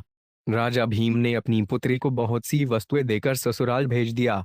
दमयंती अपनी दोनों संतानों को लेकर महल में आ गई। राजा नल बड़े आनंद के साथ समय बिताने लगे। राजा नल की ख्याति दूर दूर तक फैल गई। वे धर्म बुद्धि से प्रजा का पालन करने लगे। उन्होंने बड़े बड़े यज्ञ करके भगवान की आराधना की। बृहदश्वजी कहते हैं, युधिष्ठिर, तुम्हें भी थोड़े ही दिनों में तुम्हारा राज्य और सगे संबंधी मिल जाएंगे। राजा नल ने जुआ खेलकर बड़ा भारी दुख मोड़ ले लिया था। उसे अकेले ही सब दुख भोगना पड़ा, परंतु तुम्हारे साथ तो भाई हैं, द्रौपदी है और बड़े बड़े विद्वान तथा सदाचारी ब्राह्मण हैं। ऐसी दशा में शौक करने का तो कोई कारण ही नहीं है। संसार की स्थितियां सर्वदा एक सी नहीं रहती। यह विचार करके भी उनकी अभिवृद्धि और हास्य चिंता नहीं करनी चाहिए। नागराज कर्कोटक, दमयंती, नल और ऋतुपर्ण की यह कथा कहने सुनने से कलियुग के पापों का नाश होता है और दुखी मनुष्यों को धैर्य मिलता है। सूक्तियां 1। विशिष्टया विशिष्टेन संगमो गुणवान भवेतु। महाशून्य 1-0-53। 31। यदि किसी विशिष्ट नारी का विशिष्ट पुरुष के साथ संयोग हो तो वह विशेष गुणकारी होता है। 2। नास्ति भार्यास्मन् मित्र नरस्यार्तस्य भेषजमु। 61। 30। सूक्तियां 47। दुखी मनुष्य के लिए पत्नी के समान दूसरा कोई मित्र या औषध नहीं है। 3। ना काले बेह तो मृत्युर्मत्या नाम। 63। 7। मनुष्यों की मृत्यु असमय में नहीं होती। 4। चत्वार एक तो विदा साड्रोपड्रास विस्तरा स्वधिता मनुज व्यापन सत्यमे के खिलक्त है। 64। 17। एक ओर अंग और उपांगों सहित विस्तार पूर्वक चारों वेदों का स्वाध्याय हो और दूसरी ओर केवल सत्य भाषण हो तो वह निश्चय ही उससे बढ़कर है। 5। न प्राप्त कालो प्रियते। 65। 39। जिसकी मृत्यु का समय नहीं आया है वह इच्छा होते हुए भी मर नहीं सकता। 6। न देवकृतां किंचित् नराणां विद्यते। 65। 40। मनुष्यों को इस जगत में कोई भी सुख या दुख ऐसा नहीं मिलता जो विधाता का दिया हुआ नहीं हो। 7। भर्ता नाम पर नार्या भूषण भूषण नैर्वीना। 68। 19। वास्तव में पति ही नारी का सबसे श्रेष्ठ आभूषण है। उसके होने से वह बिना आभूषणों के सुशोभित होती है। 8। सर्व न जानाति सर्वज्ञो नास्ति कश्चन नेकत्र परिनिष्ठास्ति ज्ञानस्य पुरुषे क्वचित्। 72। 8। सब लोग सभी बातें नहीं जानते। संसार में कोई भी सर्वज्ञ नहीं है तथा एक ही पुरुष में संपूर्ण ज्ञान की प्रतिष्ठा नहीं है। 48। नल दमयंती नौ वैषम्यंपि संप्राप्ता गोपायन्ति कुलस्त्रिय आत्मात्मना सत्योजित स्वर्गुण संशय। 70। 8। 74। 25। उत्तम कुल की स्त्रियां बड़े भारी संकट में पड़कर भी स्वयं अपनी रक्षा करती हैं। ऐसा करके वे स्वर्ग और सत्य दोनों पर विजय पा लेती हैं, इसमें संशय नहीं है। 10। रहता भर्तृभिश्चापि न क्रुध्यन्ति कदाचन प्राणश्चारित्रक्वचानु धारयन्ति वरस्त्रियः। 70। 9। 74। 26। श्रेष्ठ नारियां अपने पति से परित्यक्त होने पर भी कभी क्रोध नहीं करती। वे सदा सदाचारूपी कवच से आवृत प्राणों को धारण करती हैं। 11। अस्थिरत्व संचिंते पुरुषार्थ से नृत्यदा तस्योदेव्यै चापे न चिंतयितुमयसी। 90। 83। पुरुष को प्राप्त होने वाले सभी विषय सदा अस्थिर एवं विनाशील हैं। यह सोचकर उनके मिलने या नष्ट होने पर तुम्हें तनिक भी चिंता नहीं करनी चाहिए। 12। विषमावस्थिते देवे पौरुषेण फलता गते विषाद्यन्ति नात्मानं सत्वोपभ्रयणो नरः। 79। 14। जब दैव प्रारब्ध प्रतिकूल हो और पुरुषार्थ निष्फल हो जाए उस समय भी सत्वगुण का आश्रय लेने वाले मनुष्य अपने मन में विषाद नहीं लाते।